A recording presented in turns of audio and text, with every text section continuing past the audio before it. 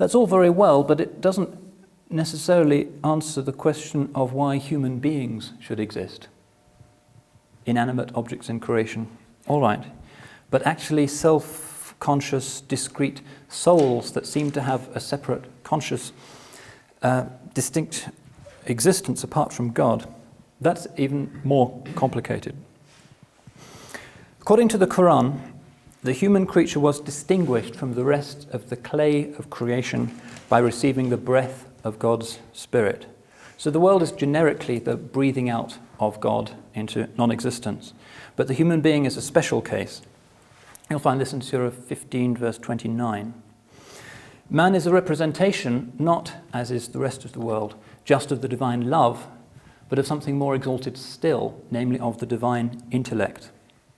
The Quran says that Adam was taught all of the names. Again, this comes from this quasi-Genesis-like passage at the beginning of Surah 2. And this teaching of Adam of the names is said to mean that man alone, out of all of the endless ramifying phenomena of creation, can grasp the phenomena of the world through abstract categories rather than through the senses and simple blind instinct.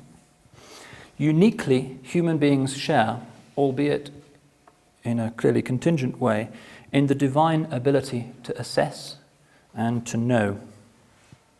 Unlike the animals also, they can be held morally accountable for their decisions. So when a mosquito bites you, for instance, it's not just that your understanding of the mosquito is different from its understanding of you. It's not that you have a bigger brain. There is actually a categoric distinction between you and the mosquito. Mosquito is simply following its instincts. It's ultimately reducible to a machine. The human being can take decisions of a completely different order, such as whether to kill it or not, for instance. So, a trivial example, but it illustrates this assumption that the Quran is proposing, that there is a categoric distinction between human beings who are ensouled creatures and the rest of creation. And this also entails, of course, that unlike animals, we human creatures can be held accountable for our actions. This is the meaning, obviously, of the Prophet's declaration that man is made in God's image. Man has this extraordinary ability to decide, to recognize good and evil. It's not to be understood in some crude anthropomorphic sense.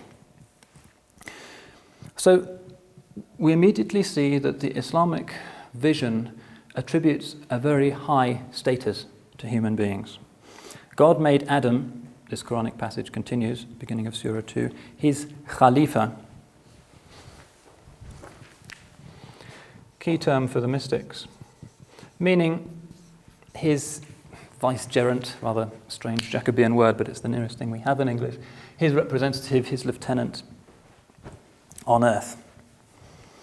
And he commands even the angels to bow down before him. This is because the angels have not been taught all of the names. They do nothing but constantly worship God in a perfectly obedient way. Whereas man has this ambiguous capacity to worship God if he chooses, and hence become higher than the angels. He also has the ability to refuse to recognize the existence and goodness of God, and hence become lower than the animals, which at least can't be taken to account. So man has this extraordinary range of options. So again, in this sense, man does have a mysterious semblance of free will. And this is where the free will argument kicks into mystical questions.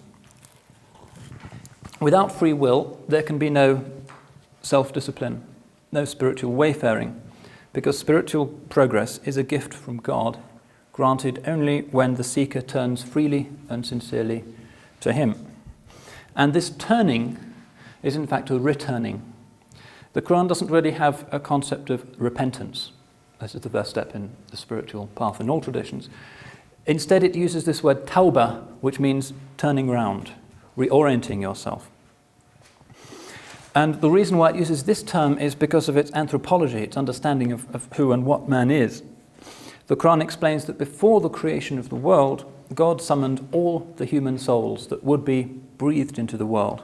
He summoned them to his presence, and he asked them, as the Quran says, Alastu bi rabbikum, am I not your Lord?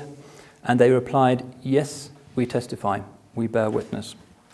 And the Quran goes on to say, that was so that you might not say, of this we were unaware. Might be an excuse you could come up with at the judgment.